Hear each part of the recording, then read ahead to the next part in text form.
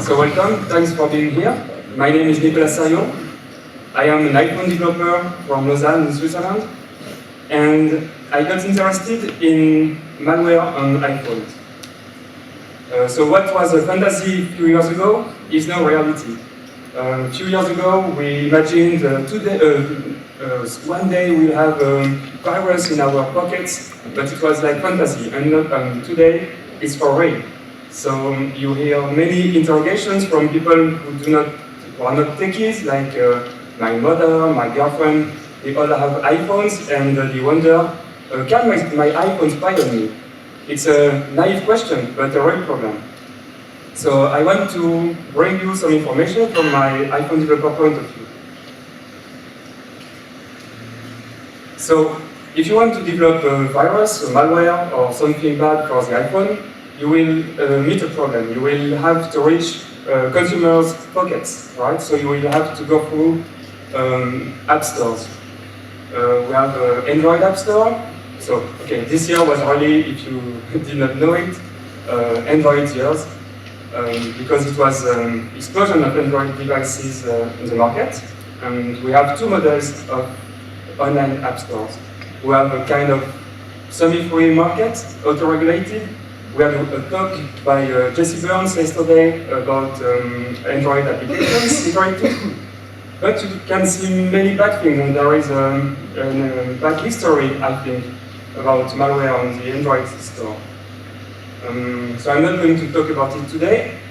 I will focus on the App Store, and as you know, so I don't know maybe how many of you have iPhones here. Can you raise your hands? So at least half of you. Okay. So what you might not, you know that Apple is everywhere today.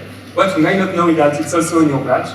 I don't know if you have tried to enter this code, APL, which is a stock symbol for Apple in your badge. You go to Easter eggs section and try it. So what about hacking now? Hackers have been traditionally hacking more on the jailbroken side of the iPhone. I'm sure you guys here know what is a jailbreak. It consists in running a custom modified firmware in your iPhones. So it's great for hackers, but most of people do not run jailbroken iPhones. They run legitimate stock iPhones, which is a huge market. We have more than 100 million devices running iOS 4 or 3 or 4. And that's why I did a small research I presented this year in Black Hat DC. And my point was showing that you could run malware applications through the legitimate app store on stock consumer iPhones, which was supposed to be impossible. The reference white paper for this talk is this PDF, which explains more formally what I'm going to say today.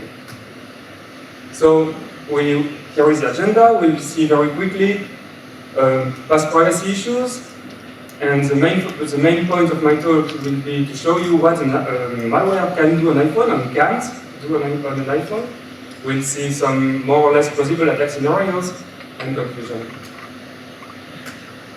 So this is a quick timeline. Of course, it's not exhaustive. It's just to give you an idea of the security issues we may meet on the iPhone. You can see on the last line there have been a lot of worms, but they are concerning only jailbroken, so modified iPhones. They were hijacking jailbroken iPhones because they were suffering of default SSH password, and they were like hijacking your phone. But people who do that expose themselves if they do not close the SSH port or change the default password. So I'm not talking about jailbroken side today. I focus on the unmodified devices. So of course we have root exploits. The latest one I know is from 2 or 3 months ago. Simply by browsing PDF, you could exploit a vulnerability and run random code set up by the attacker. And just by displaying PDF, you could get root access on the iPhone. So there are these kind of problems as everywhere. We also have more privacy-related problems, like analytics frameworks. You can think about Google Analytics for your application. Basically, the developer uses a framework which will give him clues and information about the application usage. If the user runs the application twice a day, for how long, and so on. The problem here is that the user is not informed and cannot opt out. So this is a privacy issue in a way. We also have seen lawsuits regarding iPhone applications, which have later on been pulled out from the App Store. Some people downloaded quite a big number of times, like 20 million times. We're harvesting people cell numbers or contacts. A Swiss application has been pulled out from the App Store. It's now back because it fixed their privacy problems. It was Road, and it sends the phone number of the user in clear, okay, through the network, and the salesman would call the user later, like, do you want to try the full version, paying version of Road? So this is something users do not expect.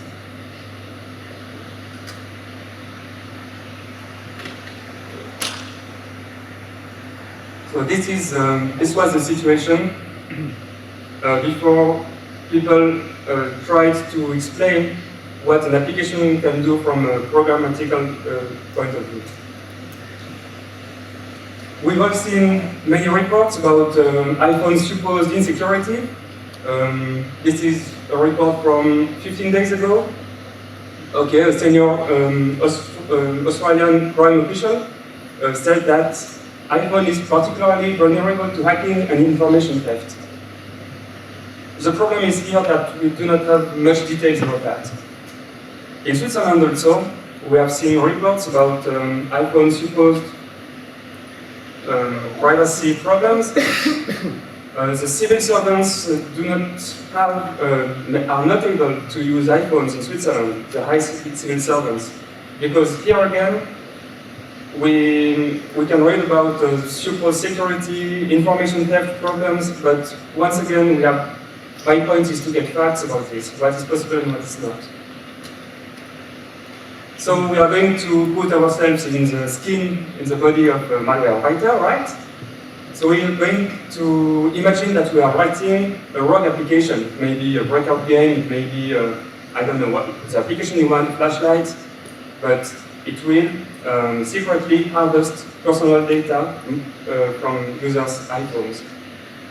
So the technical context is the latest iPhone OS version available, which is 4.1. We do not consider, once again, jailbroken devices. We imagine that we do not have hardware access to the devices. We are already going to prepare malware or a bad application and try to upload it to the App Store. Okay, not for real, okay? This is theoretical. We are not going to exploit Facebook or Twitter credentials and trying to steal, like, okay, post your iScore to Twitter, although a real malware would probably try to do that. So let's look for entry points, and let's look for personal data from the standpoint of the running application which was distributed through the App Store. So the first piece of data we can think of, okay, that's what I just said, we are going to write a malware application. Okay. The first piece of data, of personal data you can think about is the phone number. There is no public API to get the phone number, but it turns out, and it's no secret, it's very well documented on the internet, but for the end user, it's still a problem that any application can get its phone number with 2 lines. This is Objective-C code. And this is what you need to get the phone number. This is a problem. And it should just not be possible.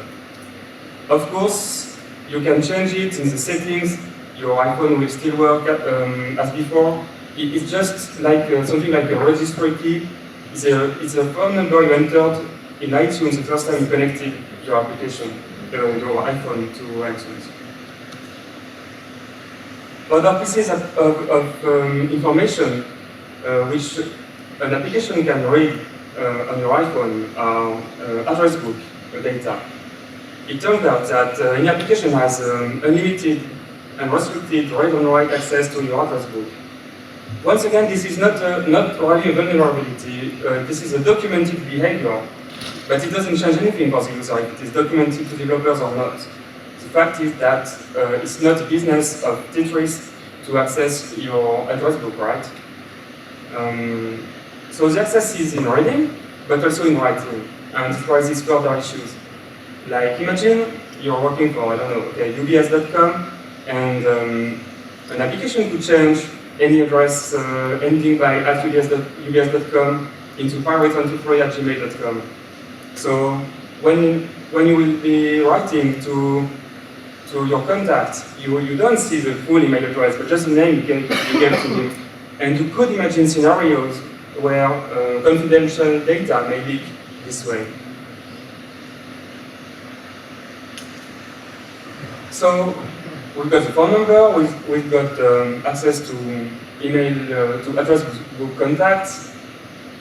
Contacts include email, but also the comments you put in your address book. I know that many people, not here of course, but in the wild put maybe banking information or, I don't know, door codes information in the address book, so this is a problem. Another way to get personal data is just to browse the file system. Here is, if you are an iPhone developer, you may be interested in a small open source project like it. It's like a file system browser for the iPhone, which you do not have, by the way, when you have an iPhone. You can browse the files, but programmatically you can. You could enumerate all readable files on your iPhone. So this is Objective-C code again. You just enumerate every directory and list every file which is readable. And the question is, among these files, are there personal information? So it's not so simple, of course. There are mitigation mechanisms made by Apple, which prevents your application, your Tetris, your breakout game, from reading sensitive files. These mechanisms are implemented at the kernel level by a set of rules like an applicative firewall. So if you come from network world, you recognize the firewall rules, you deny default, and then you will open and close system calls. You will allow deny system calls based on here maybe the location of the application, and this is the way Apple prevents reading from specific places in the iPhone file system. And Apple speaks publicly about this feature, so I will show you here a PDF. This is iPhone security overview. The PDF, a very, very serious PDF, right? Because it is named iPhone Business Security Overview, and what can you read? Let me see, okay. Applications on the device are sandboxed. They cannot access data stored by other applications. This is clear? Okay, this is what business users, business customers read. The problem is that it's not true.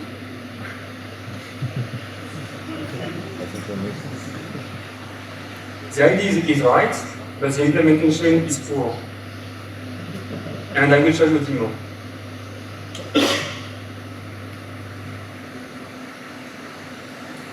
Just have to switch the screen.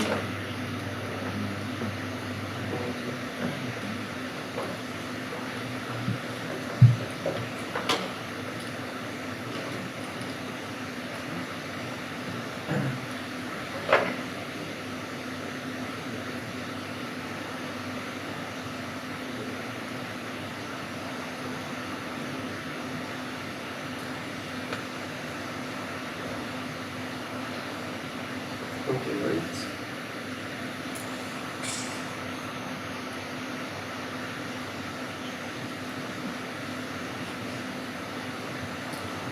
Okay, it should work. So this is an application. Of course, it's not published in the App Store, but if one with the same permission, any application published in the App Store would. The goal is to display the personal information the malware could collect. So this is a list of data sources. Okay, call them as you want. So what can we get? We can first read the user's email addresses. You're not supposed to. There is no public API to do this. It turns out that it is very easy. So this application is open source. I will give you the URL of the code after. So if you are interested, from a technical point of view, to know how to do this, this is very simple. So you can see my 2 email addresses here. There is also the host, the username, not the password. Okay, the password is safe, or supposed to be safe, but I think it's pretty safe in the keychain, which is a password manager of the iPhone. So this is the first piece of information you can get. You can also get several information about the phone. I did not even bother to list the cell phone here, but you can know the country of the user, the network of the user, the SIM card serial number, unique number of the device, but this piece of information is documented. You can read the whole call history. So it means that any application you have in your pocket, on your iPhone, may be reading all of this, okay? This is all the calls I got, incoming or outgoing calls. And it may be sending them secretly to a server in China, and you do not know it. This is a problem. And you're noticing that this application is reading other applications' data, contrarily to what was written in the Apple PDF on security in business.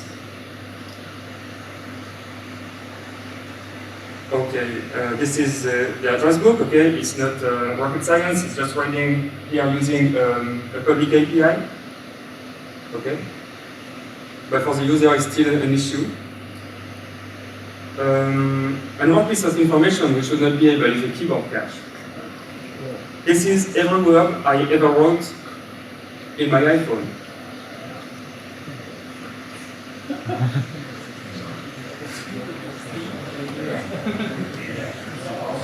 So you may get clues about my interests. Oh, sorry. Does that also include words like password?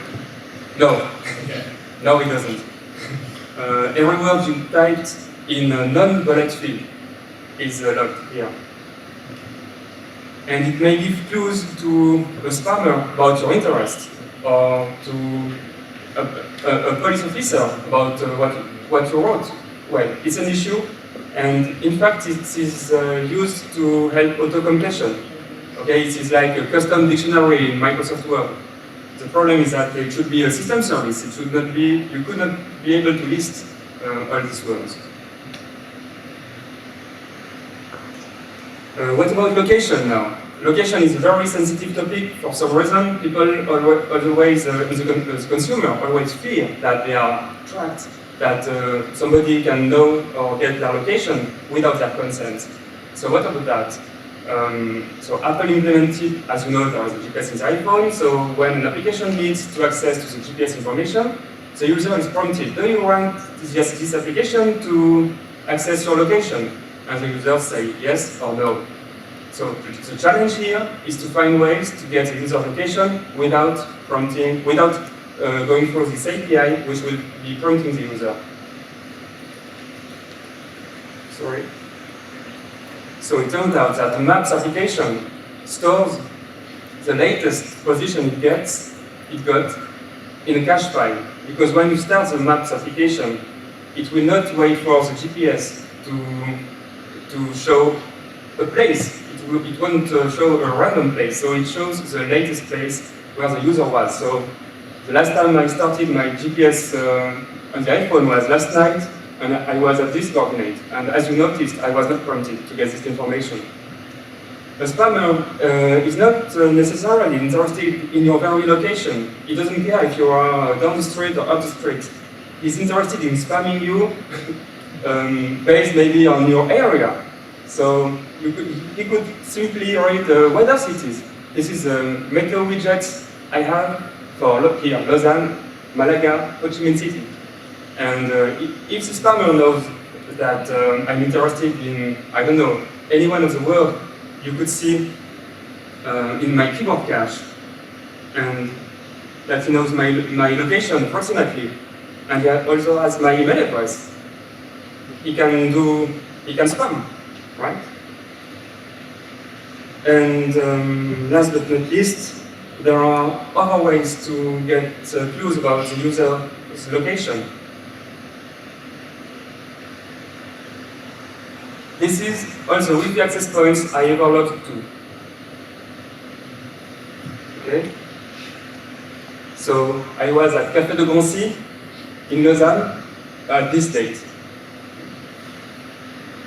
And as you may know, when you have this information, you can also, okay, so this is a name, it's the name of the network.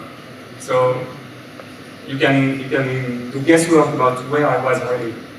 But it turned out that you can also access the SSID, which is the MAC address of the base station. And you can find APIs on the internet to map, to go from the MAC addresses to a location. So here, Café de Grancy, it's in Lausanne. Here, exactly here. You could also map all the base stations listed here. So maybe we'll try if it works for us. Where is this there? Okay. I logged in 2 base stations here at this date, 21:25 last night, and endpoint here. Okay. So you can see that there are many ways to locate the user without his consent. And last but not least, you could also use this demo application to send a report by email containing all the data I've just shown before. Okay, you got the idea.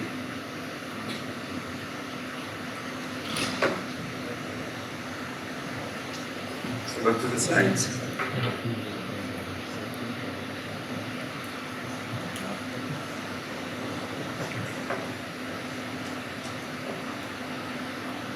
Also, information, it's not that Apple doesn't care. They do what they can, but they do not really focus on iPhone security or privacy. In latest OS version 3.2 a couple of months ago, you could even read all the pictures, all the photos which had been taken with the iPhone, and read the EXIF data and take out the GPS coordinates and map them. It was a bug which was fixed in the latest version.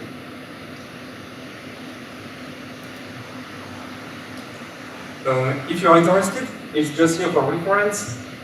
Here is a service I used to translate from MAC addresses to coordinates. It's a JSON file you have to format this way, send to this server, which is located in the Google IP range, and you get this answer. I don't know if it's a public service. You do not need any keys. Very, very quick. There is no host name associated to this server. I found it by hacking and sniffing the network. I don't know exactly how it works, but it works. And it's very, very accurate, so surprisingly accurate, which raises questions about if only Google cars are really used to get this mapping from the MAC address to the coordinates. Well, but that's another story. Here is the URL where you will find the code of SpyPhone. This is licensed as GPL. It also runs on the iPad.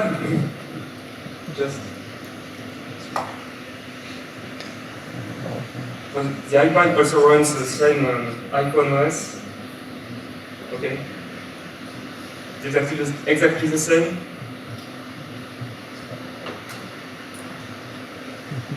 So it raises questions about Apple's attitude. This is Scott. Okay, you can see him very well, but this is Scott Forstall. is the boss of iOS applications and of iOS framework at Apple. So he's a very important guy right now. And during the introduction of iOS 4, he really enhanced privacy. He said there was really big effort put on privacy. It's his own words. We're taking privacy several steps further in iOS 4. But if you compare what an application such as iPhone could do in 4.2 and 4.1, the only pieces of information you cannot get anymore are Safari Google searches, which were cached, YouTube history, and EXIF dictionary containing the GPS location from the photos. So there is still a good amount of work. Okay, so now we've seen how to put code in our application which will harvest personal data without the user's consent. But we still have to upload it to the App Store. Okay, this is a barrier, a protection. Many people will say, okay, you can write a malware, but you cannot put it on the App Store. So how does it work? At some point, you will have to fool the App Store reviewers, of course. You are not going to say, I'm writing a Tetris which harvests personal data, right? This is Phil Schiller. He's Apple Senior VP, a very, very important guy, also in Apple management.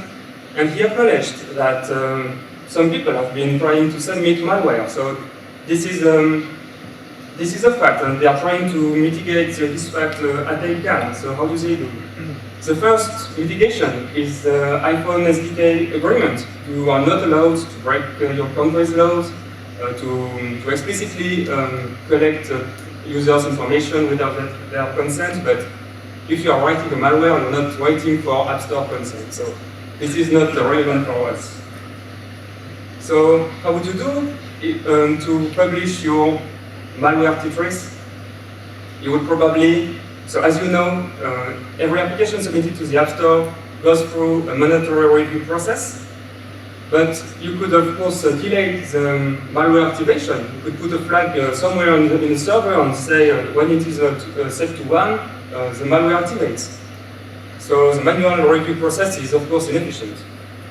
You would also probably encrypt your payload. You will not send the user phone number in plain text. So you have to hide your bad behavior. We do not know much about App Store review process, which probably is changing from time to time. But how would you implement it? How would you do? You would probably use a set of filters, so manual filter, does the application crash, or is it evil or not, and so on. You would also probably run a command like strings, which will dump all the ASCII strings from the binary and compare it with a blacklist of, for instance, the path and the file system you're not supposed to read, and so on. You would also dynamically monitor file openings. Well, all of this mitigation has a way to be,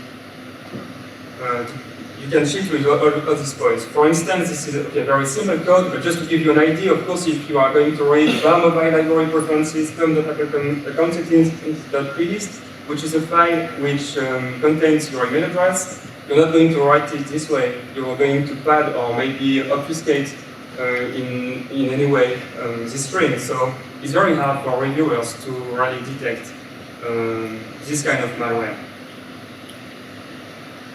Some people say that Apple has been rumored to be able to have a kill switch. It was not ever acknowledged publicly, and nobody has never found the URL which was consulted, or we do not know how it works. There has been guesswork. Some researcher has found this URL. You can call it with curl and what you want.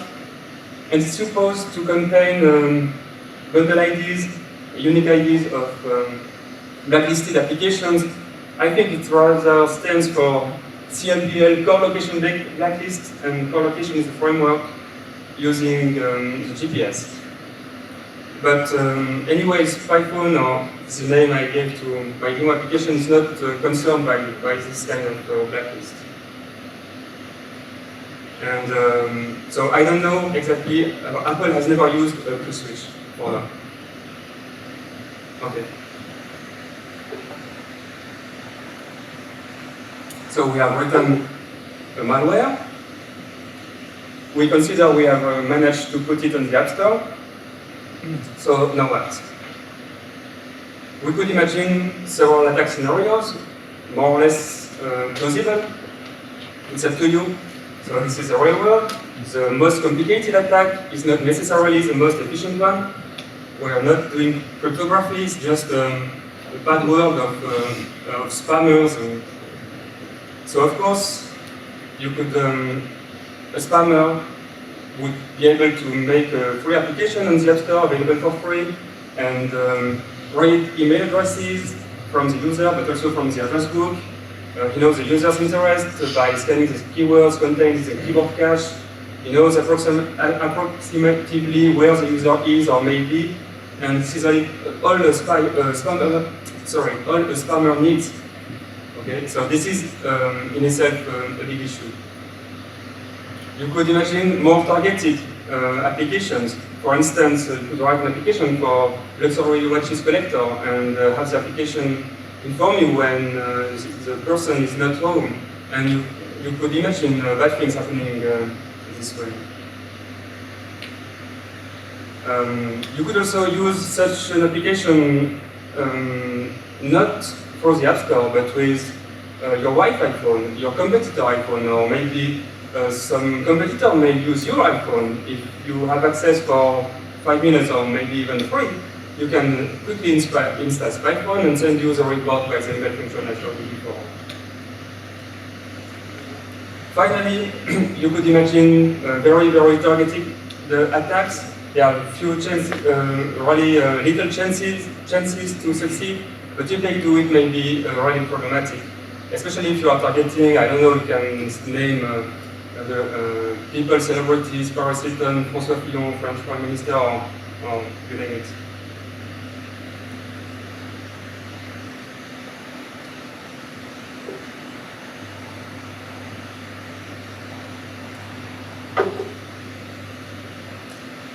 So there are many things which are done wrong in the iOS.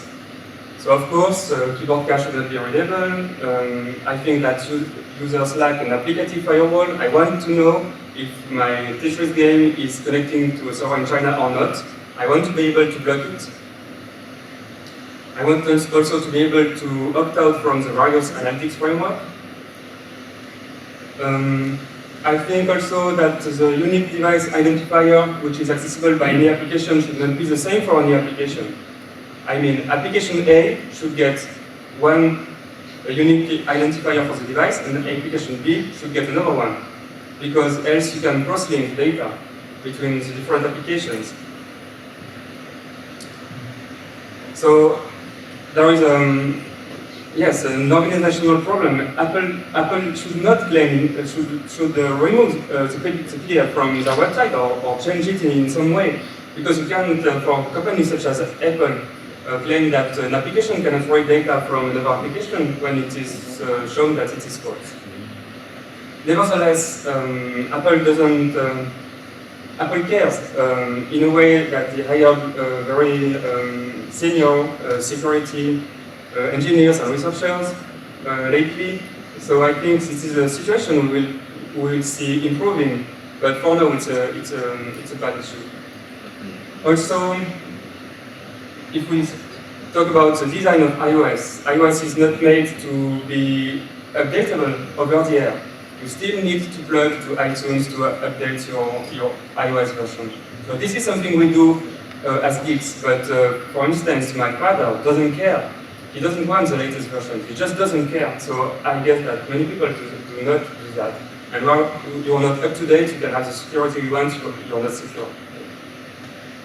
So this is one of the design issues of iOS for now. Also, in a general way, the users should have more control. They should be informed or prompted. prompted when the application wants to read the address book, when the application wants to edit the address book. But the risk, of course, is to be overwhelmed by pop-ups. So what could be done?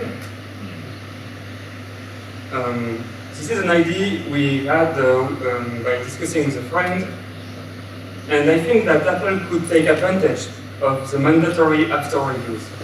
Imagine a situation, because, okay, on the Android platform, the developer sets a couple of flags which say, okay, the application is allowed to do this or that. And when you are geeks, okay, it's okay. You will maybe read the flag. But when you are, I don't know, a secretary, a teacher, you're not educated to manage security yourself. So Apple could take advantage of its architecture as a developer would submit its application with a security policy. So the flags, the application can do this, but not that, and so on. And then the App Store reviewers would assess the security profile and say, okay, it's sufficient, it's bad, it's good, and then publish the application in the App Store with the security policy. And we as geeks would be allowed to see in the App Store, okay, this application is allowed to do this and not that. And I think it is interesting because it moves the burden of security management from the uneducated user to the vendor.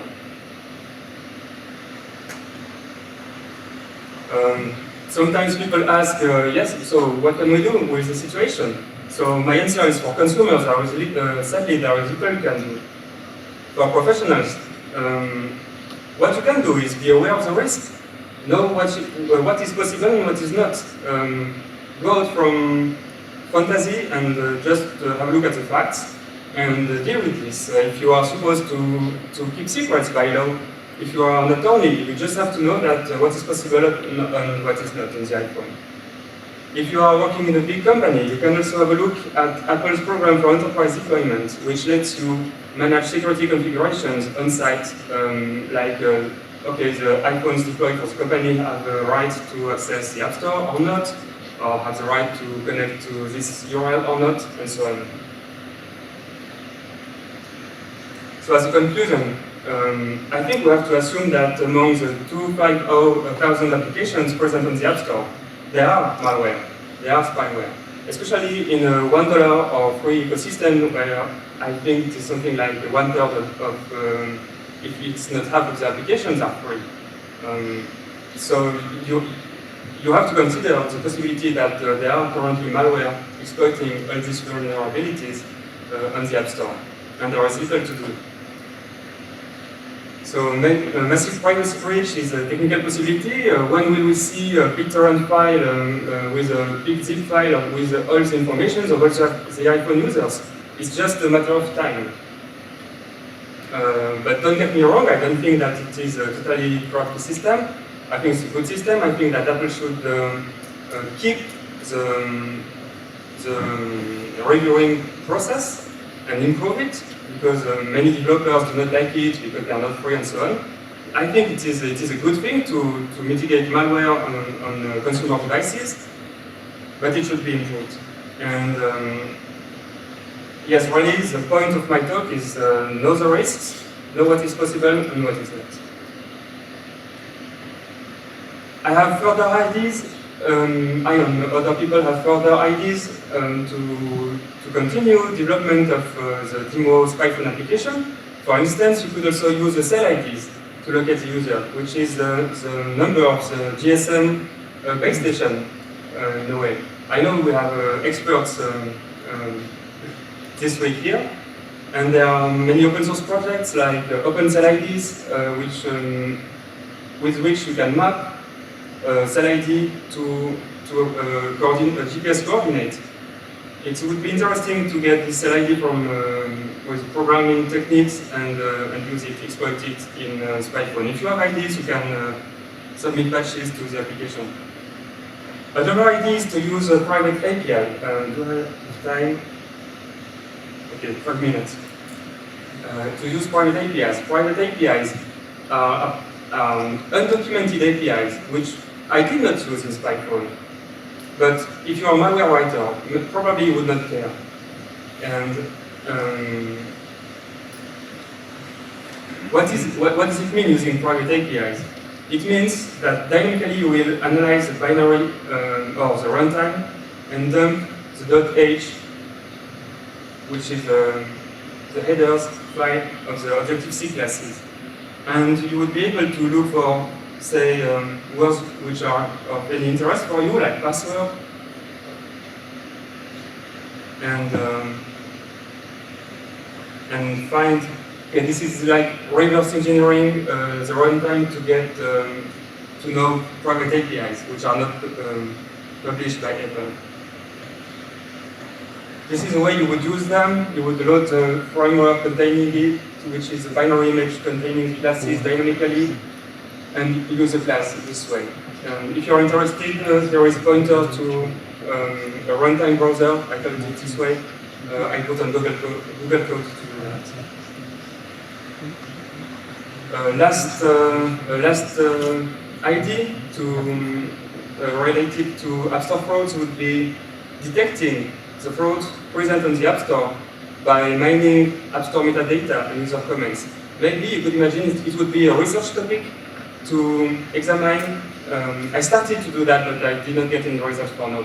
But maybe you have heard about this Vietnamese developer who uploaded fake books or little interest books, and he bought his own applications, his own books, right, with stolen accounts. So you steal accounts, you buy your own books, which has two effects. Once you may expect to get a bit of money, and it raises the application in the ranking because you bought, okay, for your own application.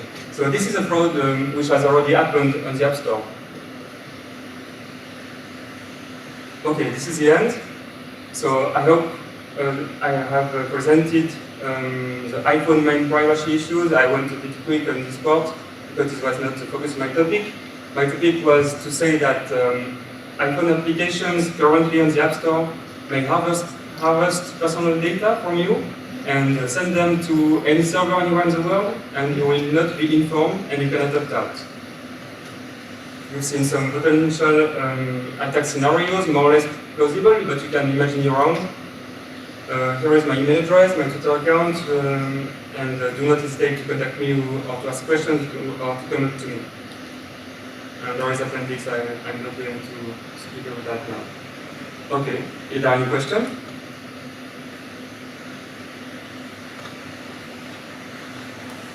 Yes? You showed us mainly that if somebody downloads an app and widely collect information, did you research possibly for an app to actually create a second app in the background or something? And if you would remove it, it would still be around, like malware which stays in place even after you remove the initial app. The question is, can an application create a second application which you would not be able to remove? Exactly. I don't know how it is possible without exploiting root exploit, without a root exploit. If you stay within the framework of what Apple allows, a Lambda developer, you can have an application installs a bundle, which is a directory with the application, document files, preferences, and when you remove the application, it removes the whole bundle. So I don't think you could, or at least I don't know how. Other question. With regards to the keyboard cache and the wireless cache, are Apple actually aware of this being an issue, and are they working to resolve it, or do they think it's serious, or not? Do you know? Yes, I know that Apple is very secretive. Of course, they do not comment about this kind of security issues.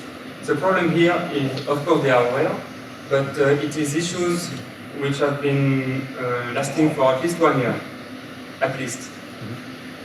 I discovered these specific issues 1 year ago, and they do not do anything, and I can't really explain why.